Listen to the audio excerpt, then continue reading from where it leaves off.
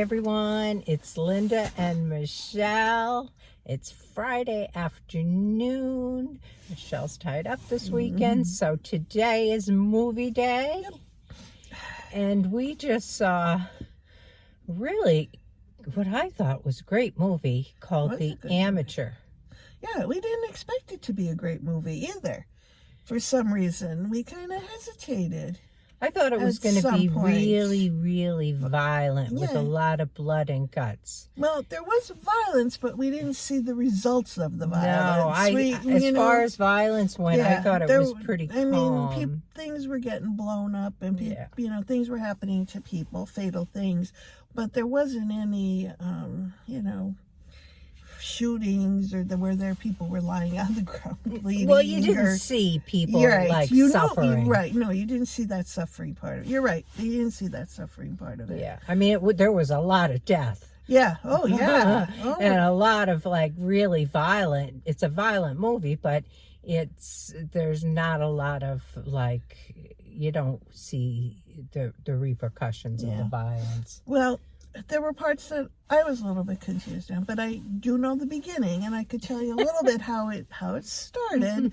Was this couple, Charlie and Sarah, married couple, and Sarah had to go to London on business, and Charlie was left home. He wasn't able to do it. So that was kind of how it started, and then. Charlie worked for the George Bush Central Intelligence Agency in Virginia. Yeah. And so then we got to see a little bit of what Charlie's position was. And obviously it was a very secretive. He was decoding and doing all that kinds of stuff. Yeah, he was decrypting messages and correspondence that took place through other countries and things like that.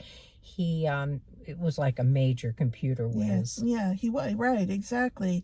And he ended up getting into some stuff that he probably shouldn't have gone into, and it kind of opened his eyes a little bit as to what was actually happening at the CIA that people weren't aware of. But as this was happening, also his wife was killed. And there's no way not telling you that, because that's really the premise of the whole. Yeah, that's what happens right at the beginning. Right at the beginning, and the premise of the whole story, because Charlie was determined to find who it was. I don't think he felt that there was a reason why his wife got killed, but he wanted to know who did the killing. Yeah, she was killed just as a random person. I mean, she was taken as a hostage because she jumped in front of somebody else to try to save them, and so she was taken and she was killed. And there were several people involved in this. I don't know what was happening. There's a little bit. There was like a terrorist movement. Yeah, there was a suicide bombing, drone attack kind of thing going on. Yeah. And so, and he got some intel on this. He kind of went in through the back door and found out things that he probably maybe even said to his buddy, I probably shouldn't know these things. Right. But it sent him on a pathway. Yes. To find who killed his wife. He knew that there were these people at the CIA who were involved, who were not good guys. And he went to them and told them he wanted to kill his wife's killer, and he needed training to do it. And if they didn't provide the training, he had set up something so that there would be news reports that would come out in 5 hours. Like, he had to check in every 5 hours to stop it from going to the news. And so they sent him someplace that he could get training and new passports, new identity, all of that, and learn to be a killer. He really never learned to be a killer, not an up close, shoot 'em up killer. He learned a lot, though. But he did learn a lot. But he also was brilliant, Yes, you know, he was. and he could Yeah. rely on his own talents. Yeah. And that's basically any killing he did was not done like with a gun. It was done through his computer skills, his computer technology. And he always seemed to give people an option. If they Yes. would tell him, this one person he was trying to find in particular, tell me where that person is, and you know, I'll let you go. Yeah. So he always gave people an option to get free Yeah. and not suffer the consequences, which was going to be death. I think this is one of the I compare this movie to something like a James Bond or a Mission Impossible or something like that. And quite honestly, I always struggle with those movies till the ending to figure out what it was really about. This one I really liked because I could follow it all the way through. Like I knew for the most part what was happening and why it was happening at every point.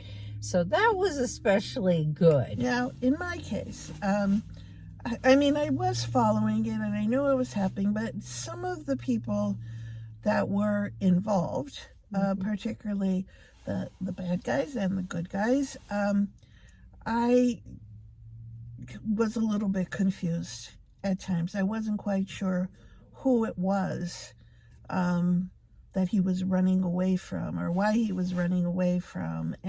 But I mean, it did, like Linda said, usually these movies do all come together towards the end, and I kind of knew where it was heading in a way during the whole movie, but there was a surprise ending for me anyway. The ending was surprising. Was it? I wasn't quite sure how he was going to handle that very end, and I probably should have known, but I didn't. So I was a little surprised at the end. Okay. I kind of liked the ending. That was a good ending. Yeah. But it was. But yeah. I was just a little surprised as to how, I mean, I kind of should have known because he wasn't about to shoot anybody in the face. So I should have known he had this plan and how to capture the person he wanted. Yeah. It's really intriguing. It's really a good movie. And I will tell you what, we go to the movies sometimes during the week and the theaters are empty. This theater was almost sold out. It really, I mean, a little theater, obviously. For 1 o'clock on a Friday afternoon. Sometimes we come and we're the only two people in the theater. Exactly. So it was quite interesting to see such a big crowd. So obviously there's good word on the street that this movie is good. Yeah. If you like that I espionage kind of, you know, thriller kind of thing, because it was. And was it Rami Malek? Was the main star. He was excellent in his role. He really was. But he was the big star for the whole movie. Yeah. Well, how would you rate it?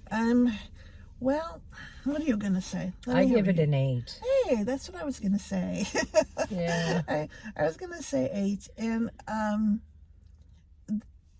because I did like it. I did. So, besides the few parts that caused me a little bit of confusion in parts, but I was able to put the pieces together quickly enough. Yeah. So I thought it was good. Really, it was a good movie. Yeah, fast moving. Yeah.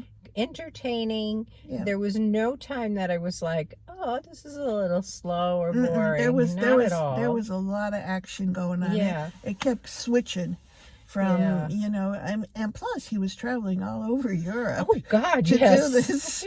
To do this thing. I mean, he was in Istanbul, he was in Romania, he was in France, he was in, you know, Paris, he was in Spain. He was everywhere. He truly was. I mean, he was just getting transported all over the place. You know, and it's a little bit of insight too into like the CIA, you know? A little bit of like, does this stuff really go on?